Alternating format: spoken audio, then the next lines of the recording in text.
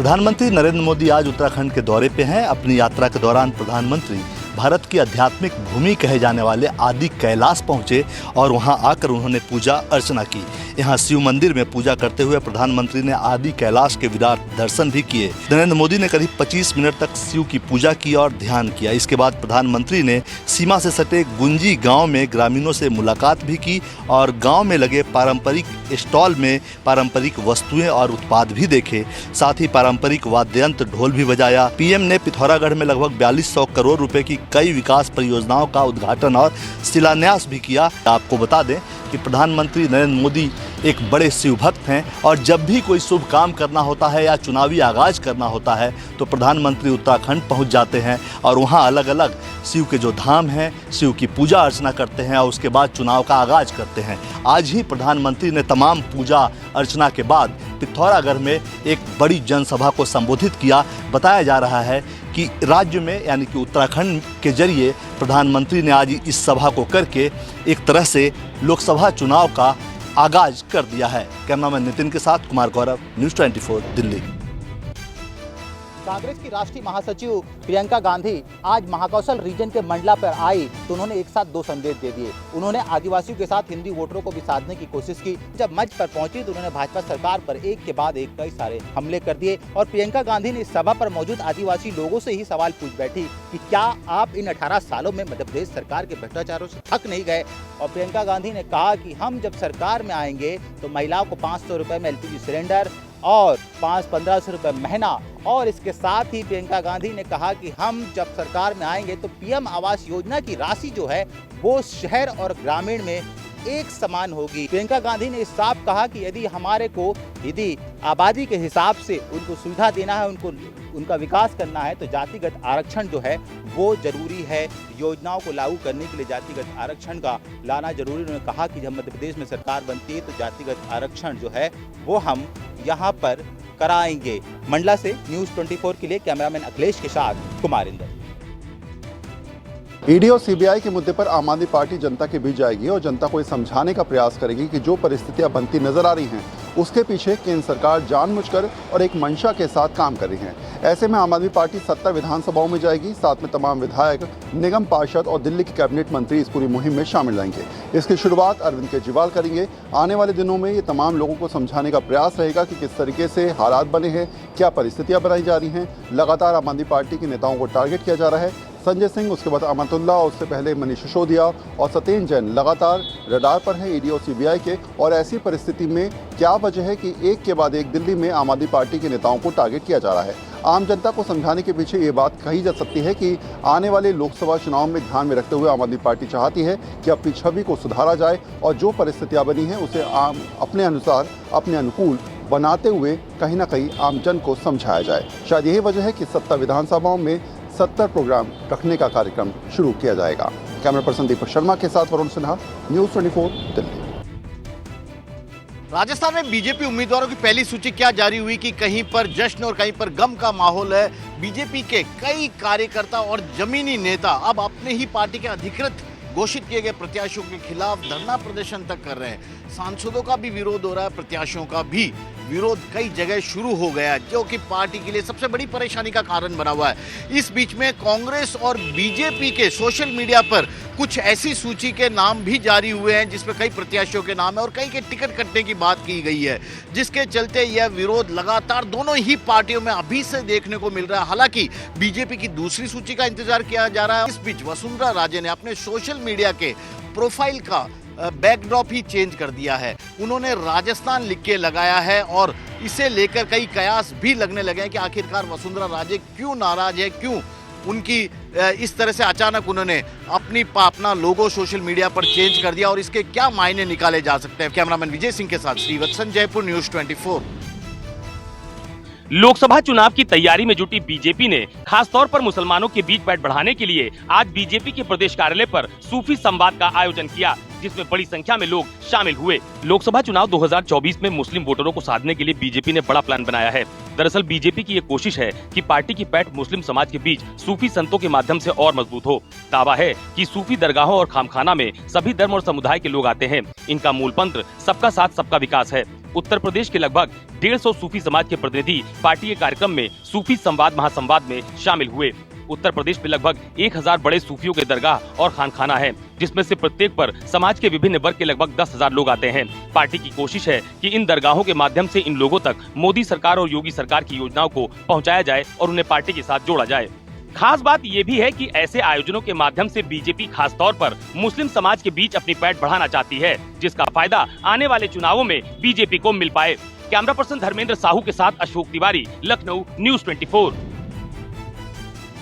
BJP सांसद ब्रजभूषण शरण सिंह ने अपनी ही पार्टी की उत्तर प्रदेश की योगी सरकार की बुलडोजर की कार्रवाई पर सवालिया निशान खड़े किए हैं। ब्रजभूषण का कहना है कि वो बुलडोजर की राजनीति के सख्त खिलाफ है, क्योंकि घर बड़ी ही मुश्किल से बनता है। देवरिया हत्याकांड पर भी उन्होंने प्रशासनिक लापरवाही का आरोप लगाते हुए कहा कि देवरिया का सामूहिक हत्याकांड पूर्वांचल की अब तक की सबसे बड़ी घटना है और ये प्रशासन की लापरवाही का नतीजा है।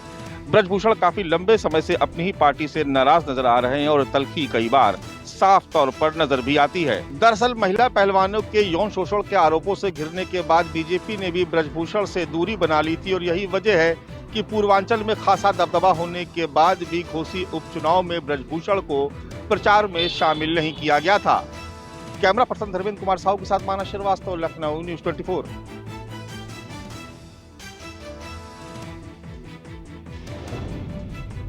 इस वक्त मैं मौजूद हूं रघुनाथपुर स्टेशन से ठीक पहले आउटर पर, और आप ठीक मेरे बगल में देख सकते हैं कि जो नॉर्थ ईस्ट ट्रेन की जो बॉगी है उसकी स्थिति क्या है, परिस्थिति क्या है। इससे आपको यह अंदाजा जरूर मिल गया होगा कि ये जो हादसा है यह कितना बड़ा था। सबसे बड़ी बात है कि 23 बॉगी की यह जो ट्रेन थी उसमें 4 बॉगी बिल्कुल पलट गई और बाकी जो 18 बॉगी थी वह बेपटरी हो गई, बिल्कुल डिरेल हो गई और इसमें करीब 70 जो यात्री थे वह गंभीर रूप से घायल हो गए, जिनको बगल के नज़दीकी अस्पताल में उनका इलाज चल रहा है और इसमें 4 लोगों की मौत भी हो गई है। हादसा इतना बड़ा था, अगर स्थानीय लोग नहीं होते और अगर समय पर नहीं पहुंचते तो निश्चित तौर पर घायल होने वाले यात्री और मरने वाले यात्री की संख्या और ज़्यादा हो सकती थी। कैमरामैन ऋषि के साथ सौरभ कुमार, रघुनाथपुर, न्यूज़ 24। दिग्विजय सिंह के एनआईए की पीएफआई के ठिकानों पर छापेमार कार्रवाई को देखकर एक जो बयान दिया था उस पर विवाद खड़ा हो चुका है।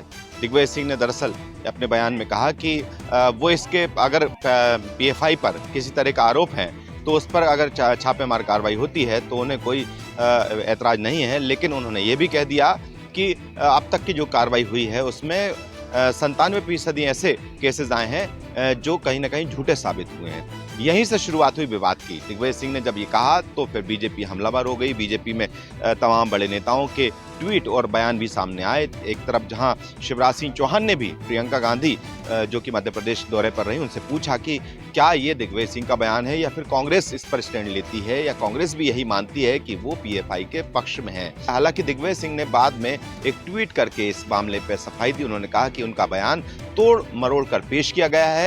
वो किसी भी सूरत में पीएफआई जैसे संगठनों का ना तो समर्थन करते हैं, ना इस तरह की गतिविधियों में जो संगठन है शामिल हैं उनका समर्थन करते हैं। लेकिन बावजूद इसके ये विवाद बढ़ता जा रहा है। कैमरा पर्सन कमलेश व्यास के साथ विपिन श्रीवास्तव, न्यूज़ 24, भोपाल। करीब 1 महीने बाद मराठा आरक्षण का मुद्दा एक बार फिर गरमाने लगा है। मराठा आरक्षण की मांग को लेकर आज बड़ी संख्या में मराठा समाज के लोग गिरगांव चौपाटी पर जमा हो गए। ये लोग महाराष्ट्र के अलग अलग जिलों से आए थे और ये लगातार मांग कर रहे थे कि इनको गिरगांव चौपाटी से मुख्यमंत्री आवास वर्षा पर मोर्चा निकालना है। हालांकि पुलिस का कहना था कि इनके पास मोर्चे की परमिशन नहीं है। यही कारण है कि बड़ी मुश्किल से पुलिस ने इनको मनाया। एक बार फिर मराठा समाज आरक्षण की मांग को लेकर अड़ गया है। उनका कहना है कि उनको जो 50% का कोटा है उसके अंदर ही आरक्षण मिलना चाहिए। दूसरा, वो अपना मराठा की जो पहचान है वो नहीं खोना चाहते, यानी कि वो चाहते हैं कि जो मराठा समाज के नाम पर ही उनको आरक्षण मिले, यानी ओबीसी में जाने से भी वो परहेज कर रहे हैं। कैमरामैन संजय के साथ इंद्रजीत सिंह, न्यूज़ 24, मुंबई। भाजपा विधायक नितेश राणे ने नवरात्र उत्सव को लेकर बयान दिया है। नितेश राणे ने आयोजकों से कहा है कि डांडिया के कार्यक्रम में सिर्फ हिंदुओं को शामिल किया जाए। उन्होंने कहा है कि डांडिया के कार्यक्रम में एंट्री से पहले लोगों का आधार कार्ड चेक किया जाना चाहिए। नितेश राणे ने दावा किया है कि हमारे पास सूचना है कि कई लोग जो हिंदू नहीं होते वह भगवा रंग के कपड़े पहन कर आते हैं और खुद को हिंदू बताते हैं। आपको बता दें कि इस बार नवरात्र उत्सव डांडिया धूमधाम से मनाने की तैयारी मुंबई में चल रही है। भाजपा की ओर से बड़ी तैयारी की जा रही है। बीजेपी नेता आशीष शेलार और मंत्री मंगल प्रभात लोढ़ा ने बैठक कर व्यवस्था की सारी जिम्मेदारी बीएमसी को सौंप दी है। वहीं भाजपा विधायक अतुल भातखलकर ने भी सरकार से मांग की है कि डांडिया के मौके पर जो मेट्रो की समय है उसे बढ़ाया जाए। कैमरामैन अंचल सिंह के साथ राहुल पांडे, न्यूज़ 24 मुंबई। 2008 बाटला हाउस मुठभेड़ मामले में आतंकी आरिस खान को हाईकोर्ट ने बड़ी राहत दी है। वहीं दिल्ली पुलिस को एक बड़ा झटका लगा है। निचली अदालत ने आरिस खान को बाटला हाउस मुठभेड़ मामले में मौत की सज़ा सुनाई थी। उसके बाद आरिस खान ने हाईकोर्ट का रुख किया था और हाईकोर्ट ने आरिस खान की मौत की सज़ा को आजीवन कारावास की सज़ा में तब्दील कर दिया है। यह दिल्ली पुलिस के लिए एक बड़ा झटका इसलिए है क्योंकि इस पूरे मामले में स्पेशल सेल के एक पुलिसकर्मी इंस्पेक्टर मोहन चंद्र की मौत हुई थी। अब इस पूरे मामले में दिल्ली पुलिस अगर चाहे तो सुप्रीम कोर्ट का रुख हाई कोर्ट के इस फैसले के बाद कर सकती है। अब ऐसे में देखना होगा कि क्या आतंकी की सज़ा आजीवन कारावास में ही रहती है या फिर दिल्ली पुलिस एक बार फिर से सुप्रीम कोर्ट का अगर रुख करती है तो आजीवन कारावास की जो सज़ा हुई है वो मौत में भी उसके तब्दील हो सकती है। कैमरामैन साहिल अंसारी के साथ दीपक दुबे, न्यूज़ 24 दिल्ली। पंजाब के गवर्नर बनवारी लाल पुरोहित ने पंजाब के बॉर्डर एरिया का अपना दौरा शुरू कर दिया है। आज उनके दौरे का दूसरा दिन है। आज वो तरनतारन में है। कल उनके दौरे की शुरुआत फाजिलका में हुई थी। उनके साथ पंजाब के डीजीपी गौरव यादव और पंजाब के चीफ सेक्रेटरी अनुराग वर्मा भी दौरे में उनके साथ हैं और इसी के चलते ही गवर्नर ने फाजिलका के आसिफ वाला चेक पोस्ट पर जाकर शहीद सैनिकों को श्रद्धांजलि भेंट की और वहीं पर स्थानीय लोगों के साथ भी उन्होंने मुलाकात की और फीडबैक लिया। फिलहाल सारे पंजाब की जो नज़रें हैं गवर्नर के दौरे के ऊपर लगी हुई हैं। तरनतारन के बाद गवर्नर अमृतसर भी जाएंगे और इसके बाद गुरदासपुर जाएंगे। फिलहाल सुरक्षा एजेंसियों ने भी जो अपनी सुरक्षा व्यवस्था बॉर्डर एरिया के ऊपर सख्त की हुई है। कैमरामैन गंभीर सिंह राणा के साथ विशाल अंग्रेज, न्यूज़ 24 चंडीगढ़। देश के अधिकतर हिस्सों की तरह जम्मू कश्मीर में भी ट्रांसजेंडर्स को लेकर सोसाइटी और ज़िंदगी के दूसरे वर्गों में भेदभाव नज़र आता है और इसी भेदभाव को पूरी तरह से कम करने के लिए या ख़त्म करने के लिए जम्मू कश्मीर में एलजी प्रशासन की तरफ से एक अहम आदेश सामने आया है, जिसके चलते अब जो जम्मू कश्मीर में सरकारी नौकरियों के आवेदन होंगे उसमें तीसरा जेंडर भी इंक्लूड किया गया है। यानी अब मेल और फीमेल के साथ ट्रांसजेंडर ऑप्शन भी रहेगा और ये जो है काफ़ी महत्वपूर्ण साबित होने वाला है ट्रांसजेंडर्स के लिए पूरे जम्मू कश्मीर यूटी में। कैमरामैन मुजुम रशीद के साथ आसिफ साक्षी नगर, न्यूज़ 24। राष्ट्रपति द्रौपदी मुर्मू 2 दिवसीय दौरे पर जम्मू कश्मीर पहुंची हैं और आज दौरे के दूसरे दिन राष्ट्रपति द्रौपदी मुर्मू ने मां वैष्णो देवी के दर्शन किए, मां वैष्णो देवी का आशीर्वाद प्राप्त किया। इस दौरान भवन में बने स्काईवॉक का उद्घाटन किया और भवन में ही बने पार्वती भवन का भी लोकार्पण किया। स्काईवॉक को इस कदर डिजाइन किया गया है कि श्रद्धालु जब सर्दियों के मौसम में मां वैष्णो देवी के द्वार जाएंगे तो उन्हें सर्दी से बचाया जा सके, उसी के चलते स्काईवॉक की फ्लोरिंग जो है वो वुडन रखी गई है। पार्वती भवन में सैकड़ों की तादाद में श्रद्धालु रुक सकते हैं, स्नान कर सकते हैं और श्रद्धालुओं को पार्वती भवन में ही डिजिटल लॉकर की सुविधा भी मिल जाएगी। वहीं राष्ट्रपति के जम्मू कश्मीर के दौरे को देखते हुए सुरक्षा व्यवस्था को इस कदर चाक-चौबंद किया गया था कि परिंदा भी पर ना मार सके। कैमरामैन पवन के साथ पंकज शर्मा, न्यूज़ 24 कटरा। अयोध्या रामलला प्राण प्रतिष्ठा के निमंत्रण के लिए 5 को अक्षत पूजन, 26 जनवरी से देश भर को रामलला के दर्शन का आमंत्रण। श्री राम जन्मभूमि तीर्थ क्षेत्र ट्रस्ट ने गणतंत्र दिवस से पूरे देश में अयोध्या आकर रामलला के दर्शन का आमंत्रण दिया है। इसके लिए 5 लाख घरों में घर घर हल्दी व घी लगा अक्षत भेजे जाने की तैयारी है। इसके साथ ही निवेदक पत्र भी श्री राम भक्तों को भेजा जाएगा। प्राण प्रतिष्ठा की तिथि पर मंदिरों में पूजन का निमंत्रण देने के लिए अयोध्या में 5 नवंबर को अक्षत पूजन किया जाएगा। सभी राज्यों के 45 संगठनिक के प्रमुख कार्यकर्ताओं को बुलाया गया है। श्री राम जन्मभूमि तीर्थ क्षेत्र ने बताया है कि इस तिथि पर हर प्रांत के 2-2 प्रमुखों के साथ ही हर कमिश्नरेट के भी 2-2 प्रमुखों को अयोध्या बुलाया गया है। इन सभी के माध्यम से 5 लाख गाँवों के घर घर में निमंत्रण भेजा जाएगा। आपको बता दें, श्री राम जन्मभूमि ट्रस्ट ने कहा है कि प्राण प्रतिष्ठा समारोह वाले दिन प्रोटोकॉल धारक अयोध्या न आए। कैमरा पर्सन धर्मेंद्र साहू के साथ मनोज पांडे, लखनऊ न्यूज़ 24। इजराइल में फंसे भारतीयों को वापस लाने के लिए भारत सरकार की बड़ी घोषणा। आपको बता दें, विदेश मंत्री एस जयशंकर ने बुधवार को एक बड़ा ऐलान किया है। ऐलान ये है कि ऑपरेशन अजय के जरिए स्वदेश लौटेंगे भारतीय जो इजराइल में इस वक्त फंसे हुए हैं। देश की सबसे तेज तर्रार पुलिस फोर्स मानने वाली मुंबई पुलिस फोर्स में नई भर्ती की जाएगी। करीब 3000 पुलिसकर्मी मुंबई पुलिस फोर्स में शामिल हो गए, लेकिन विपक्ष ने इस पुलिस भर्ती पर सवाल खड़े किए हैं। दरअसल इस भर्ती के जरिए जो पुलिसकर्मी मुंबई पुलिस फोर्स में शामिल हो गए वो कॉन्ट्रैक्ट पर रखे जाएंगे, जिनकी अधिकतम अवधि 11 महीनों की होगी। राज्य सरकार ने कॉन्ट्रैक्ट पर रखे जाने वाले पुलिसकर्मियों के लिए करीब 30 करोड़ रुपए की निधि भी मंजूर की है, जो कि इनके वेतन के रूप में दी जाएगी। इसी को लेकर विपक्ष ने सवाल खड़े किए हैं। विपक्ष का कहना है कि सरकार मौजूदा समय में पर्याप्त मात्रा में नई सरकारी नौकरियां उपलब्ध कराने में असफल रही है। मुंबई पुलिस खुद ही इस कॉन्ट्रैक्ट के सिस्टम को नकार देगी।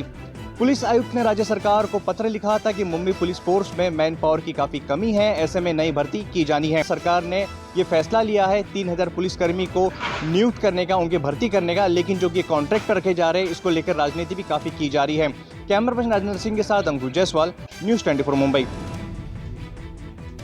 दिल्ली के बसंतकुंज थाना इलाके में एक ड्राइवर को उसकी गाड़ी छीनकर उसी की गाड़ी से कुचलने और उसके बाद काफ़ी दूर तक घसीटने के मामले में अब दिल्ली पुलिस ने 2 आरोपियों को गिरफ्तार किया है। इन दोनों आरोपियों को मेरठ से गिरफ्तार किया गया। आरोपियों के नाम महराज और आरिफ बताए जा रहे हैं। इस पूरे मामले में दिल्ली पुलिस को लेकर बड़े सवाल खड़े हुए थे, लिहाजा दिल्ली पुलिस ने भी आनन फानन में कई सीसीटीवी फुटेज को चेक किया, जिसके बाद पुलिस को जानकारी मिली कि जो आरोपी थे वो गाड़ी को मेरठ की तरफ लेकर गए हैं। जिसके बाद दिल्ली पुलिस ने मेरठ पुलिस से संपर्क किया और वहां से इन दोनों आरोपियों की गिरफ्तारी हुई है। फिलहाल दिल्ली पुलिस इनको ट्रांजिट रिमांड पर लेकर दिल्ली आएगी और उसके बाद इनसे पूरी पूछताछ कर पूरे मामले का खुलासा हो सकेगा कि आखिर ये पूरी वारदात किस तरीके से अंजाम दी गई। कैमरा सुनील के साथ प्रबल Kaushik, news 24 Delhi. World cup cricket के तहत भारत और पाकिस्तान की क्रिकेट टीम अहमदाबाद में 14 अक्टूबर को नरेंद्र मोदी स्टेडियम में दोनों के बीच होना है मुकाबला। वर्ल्ड कप क्रिकेट के तहत देश के सबसे बड़े स्टेडियम नरेंद्र मोदी स्टेडियम में 14 अक्टूबर को भारत और पाकिस्तान के बीच क्रिकेट का मुकाबला होना है और जिसके लिए दोनों देशों की टीमें अहमदाबाद पहुंचने लगी हैं। जबकि भारतीय क्रिकेट टीम के खिलाड़ी शुभमन गिल भी कल रात को अहमदाबाद पहुंचे हुए हैं। इंजर्ड होने की वजह से अपने टीम से बाहर चल रहे शुभमन गिल के अहमदाबाद पहुंचने से उनके टीम में शामिल होने की अटकलें तेज हो गई हैं। भारत और पाकिस्तान मुकाबले के लिए टिकटों की कालाबाजारी भी जोरों पर है।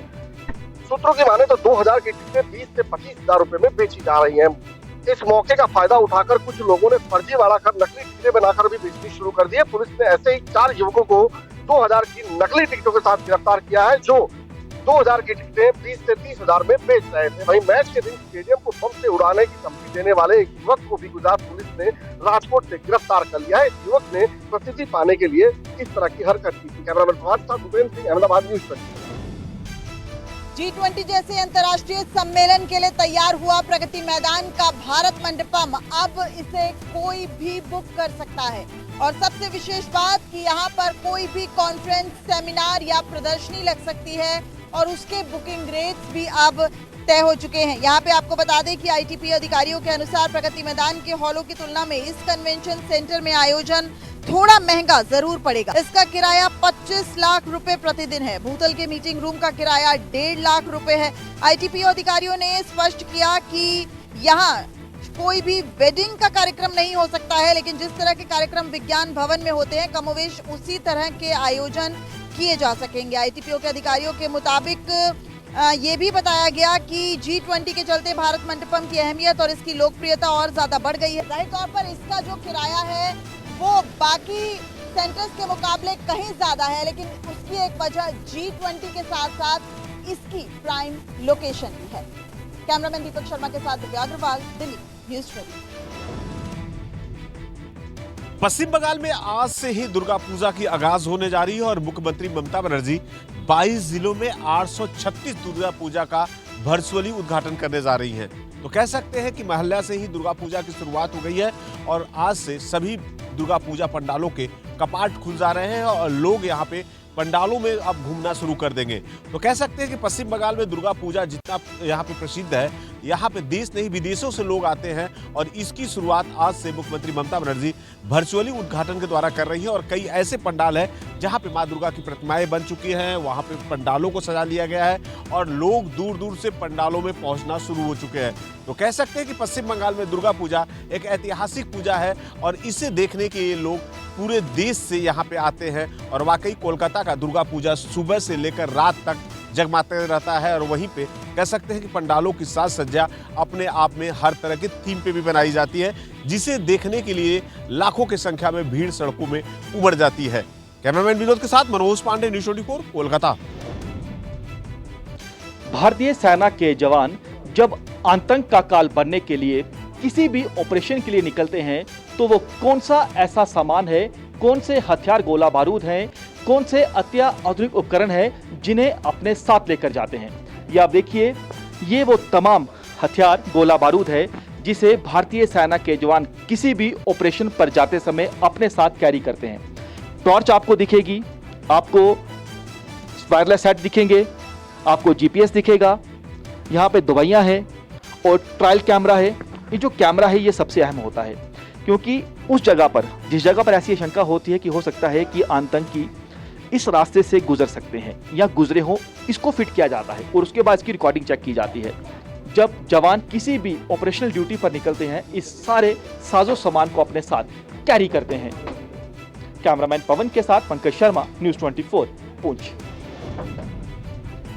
पिछले 3 वर्षों से लगातार हालात में सुधार के चलते जहां एक तरफ कश्मीर घाटी में पर्यटन काफ़ी ज़्यादा बढ़ गया है और हर वर्ष पर्यटन एक नया रिकॉर्ड यहां पर बना रहा है, तो वही देश के कई लोगों के लिए कश्मीर घाटी अब एक नई डेस्टिनेशन वेडिंग के रूप में यहां पर सामने आ रही है। देश के कई लोग अपने शादी ब्याह कश्मीर घाटी में करा रहे हैं। शादी के साथ साथ खुद और अपने परिजनों को भी यहाँ घाटी की खूबसूरत जगहों की सैर भी कराते हैं। डेस्टिनेशन वेडिंग्स का चलन जो है वो लगातार अब यहाँ कश्मीर घाटी में उभर कर सामने आ रहा है और पर्यटन उद्योग से लोगों की माने तो आने वाले दिनों में कश्मीर घाटी एक बार फिर से न केवल देश के लिए बल्कि पूरी दुनिया के लिए फेवरेट डेस्टिनेशन वेडिंग के रूप में सामने आएगी। कैमरामैन रशीद के साथ आसिफ साहब, श्रीनगर, न्यूज़ 24।